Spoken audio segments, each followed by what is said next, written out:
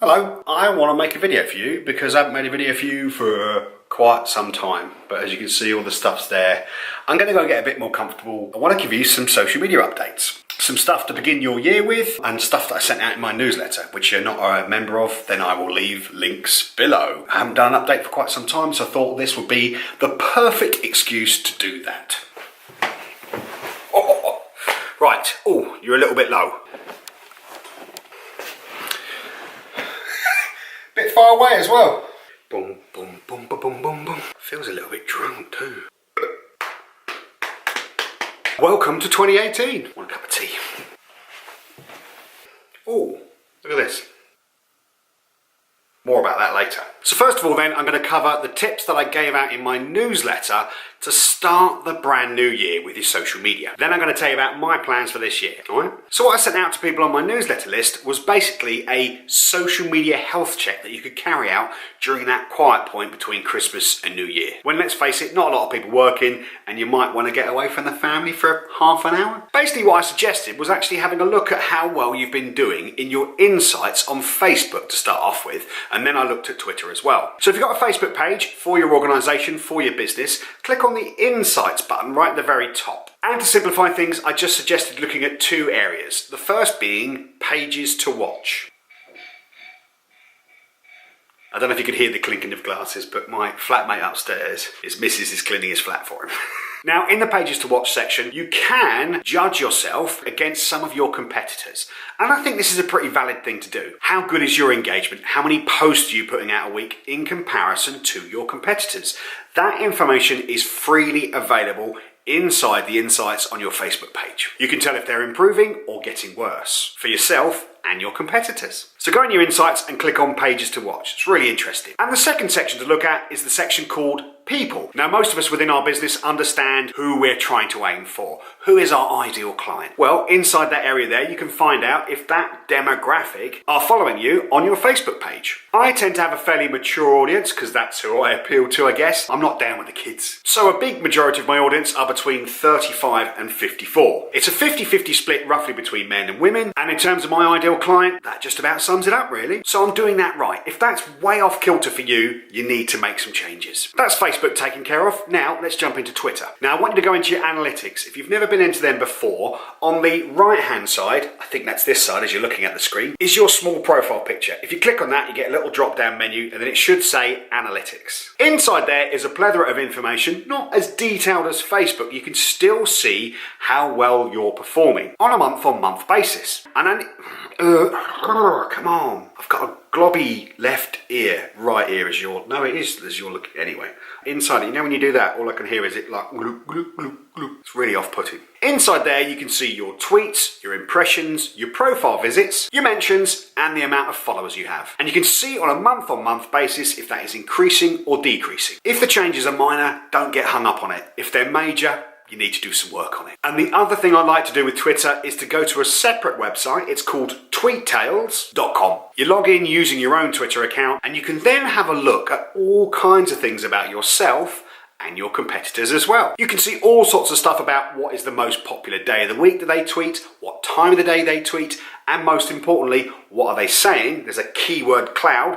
The bigger the word, the more times they mention it. And you can also see which hashtags they use the most and who they're talking to the most. Now this Twitter account might be someone you're targeting who you don't currently interact with. You can now have a better idea of the kind of things they're saying and who they're talking to. That'll help you adapt your conversation so you might get in front of them more easily. Now those are a couple of things you might like to do on a monthly basis. Now if I didn't diarise this, I'd forget it, so I put a simple half-an-hour slot on the first of every month to go in and do this for myself, and I do it for a lot of my clients as well. So there's your social media tip. Haven't done one of those for ages. I've been making lots of videos, but not necessarily for you guys. I'm sorry. So at this point, please feel free to click off because I'm going to talk about my business, some charity stuff I'm doing, and some personal stuff too. How long? How long shall I give it? Is this long enough? Oh, look at that. Oh, that's good. That's a cheeky biscuit full of sugar and bad stuff. And the beginning of this year is something I'm really focusing on doing less of that. But it's been a very productive day and I reckon I can treat myself to a biscuit. Yes, I have them in my house. Main reason for having biscuits in my house is because I now record a podcast on a Tuesday night. I've got to take this. Well, I was about to fall. One of the things I notice, I do laugh a lot and open my mouth quite a lot, and you can see my fillings. Yeah, I record a podcast on a Tuesday night with my friend Tractor Boy, or Ross, or Ranty as he's called on the podcast, and he loves a biscuit, so I go and get him biscuits. And then I've got a lad who comes and helps me out. A lad, he won't like me calling that. My buddy Sam comes and gives me a hand with my business. He's a freelancer, comes and does some work with me, so I always make sure that he has biscuits as well. I am not eating those biscuits. Okay, I just had one. I'm snacking on celery. I quite like it, it's quite sweet. I'm having soup at lunch times. I'm just trying to be a bit more sensible about it. As I mentioned on a different video, I'm fed up of dragging this carcass around with me. Today I had a meeting in Honiton with the Devon Blood Bike guys. Brilliant charity, done a lot of work with them before, but they've got two men, who are going to row the Atlantic for them. Now there's a race that happens every December, so we've got a year leading up to this, or nearly a year leading up to it.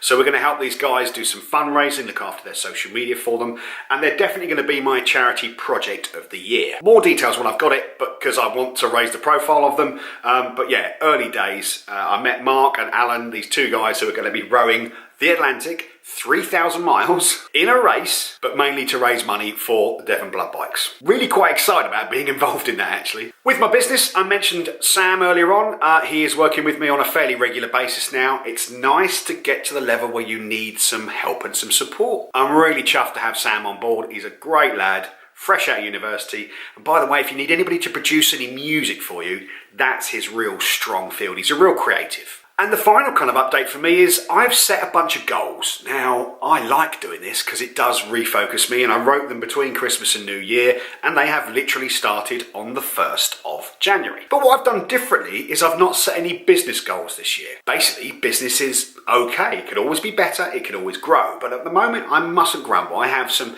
fantastic clients that have been with me a long time, and I'm enjoying continuing to grow business with them. But I've got some new clients who've come on board recently as well, and even some clients who've returned to me as well. So business is good. So I decided to focus my goals on personal goals. And the main reason for doing that really is because if I've got myself right, then I think business is going to follow. And what I mean by that is basically getting on top of my health. That means losing about 2.5 stone and sorting out where I live. I live in a warm, dry, comfortable flat. I'm very lucky to live where I live, but I don't own it. And I set this goal for myself over a year ago, and I said by April 2018, I would buy a house or a property. Now, I'm a middle-aged man, I'm 45 years old, and I've never bought a house in my life. So now I'm going to try and buy a house. I'm actually going to look at one tomorrow. It's a second viewing, so it's getting quite serious. Now, this may be the perfect house. I may go ahead and attempt to purchase this one. It may not be. There may be some houses further down the line. But I am that serious that I am ready to put an offer in. And yeah, that scares the shit out of me. I want my own little castle. I want somewhere I can call a home. I was showing Sam earlier on I've got a bunch of pictures and images and photos and stuff I want to put on the walls. I've got them already, but I don't want to put them up in a rented house because you have to fill in behind yourself. So I want my little castle, my little tiny castle, somewhere I can call my own, somewhere I can make my own. I have every intention of doing that by April, but if the right property doesn't come along, it may take a little bit longer, but it will be done this year. And I think that's just about it for now. All I know that tonight is the Skittles port and cheese evening. Could lead to a bit of a thick head tomorrow morning. But it's good to get back on the video making tip. I hope you enjoyed it. I hope you took some value from the tips that I gave you right at the beginning. If you're still here, that is. If you've never checked them out before, do have a little look at the Devon Freewheelers. They basically deliver blood around on motorbikes, but there is so much more to them. That's how they started out.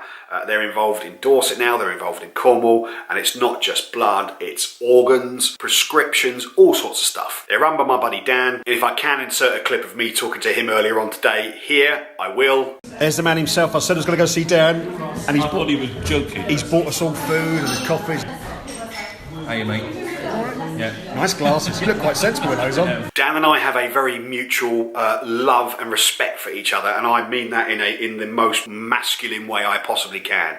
Genuinely love the guy. I think he's an absolute hero for what he's doing, and for some reason he feels the same way about me.